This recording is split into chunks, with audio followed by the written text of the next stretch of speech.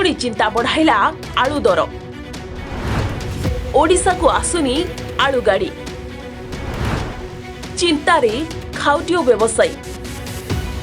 राज्य रे पिछा छाड़ुनी आलू संकट। परस्पर दोष लदालदी हेउछन्ती सरकार विरोधी। लागी रहिछि शासक विरोधी बयानबाजी। यार भितरे पुणी थरे उपर मुहा होइछि आलू दर, जहाकु नै लोकंक भितरे असंतोष बढ़िबारे लागिछि। राज्य को आलू गाड़ी आसुनथिबा बेले पुणी बढ़िछि दर। ओडिशार विभिन्न जिल्ला रे आलू किलो पिछा प्राय 40 रु 35 टंका रहुछि, जहाकि राज्यर प्रमुख अंचलर आलू दर कहिले चले। तेबे ही दर को देखिले स्पष्ट जना पड़ुछि जे पुणी थरे केमिति दाम बढ़ी जाइछि। 2 दिन तले आलू किलो पिछा 30 टंका दाम रे बिक्री होथिबा बेले एबे हठात पुणी थरे 40 छुईछि। सेपटे पुणी थरे दर वृद्धि पाइबारु ग्राहकंक भितरे असंतोष मध्य बढ़िछि। अन्यपटे 2 दिन हेला आलू गाड़ी आसी नथिबारु दर बढ़िथिबा चर्चा हेउछि।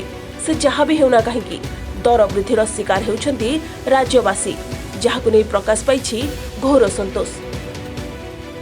तेबे यूपीरु जो आलू आसुथिला क्षति हेउथिबारु ताहा आसुनाही।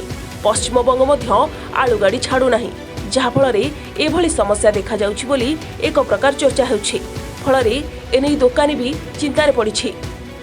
गोटेपटे राज्य रे आलू दर नियंत्रण रे थिबा सरकार कहउथिबा बेले 2 दिन रे किलो पिछा 5 रु 10 टंका बढ़िछि। तेबे ठारे प्रश्न उठुछि, आउ केते दिन एभली समस्या भोगिबे खाउटी। ब्यूरो रिपोर्ट, समाचार।